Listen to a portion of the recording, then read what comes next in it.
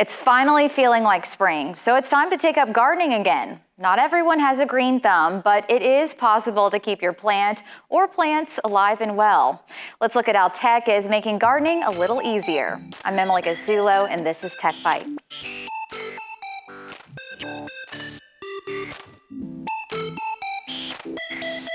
There's nothing wrong with wanting to add a little more green to your home or garden. If you've ever wanted to become a plant parent, some smartphone apps are helping to make those dreams a reality. Sometimes the biggest hurdle you have is just remembering things. That's what the Planta app is for. It makes a care schedule for you and sets reminders. Never forget to water your plants again. Planta can even scan a plant and identify it.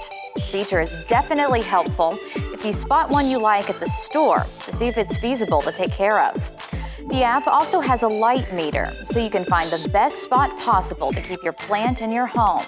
Blossom is another beneficial plant parenting app. It can also set reminders and accurately identify your plant. Part of that entails spotting if your plant is sick. All you have to do is take a picture for a diagnosis. Blossom will tell you which type of potential illnesses you can eliminate and give you a treatment plan if it's really sick. From Seed to Spoon Gardening is a good app to have on hand for growing fruits, veggies, and herbs. It includes growing guides for more than 100 different types of them. You can filter plants based on their health benefits, and if you're forgetful, this app will also help you with setting reminders and making sure you're planting at the right time.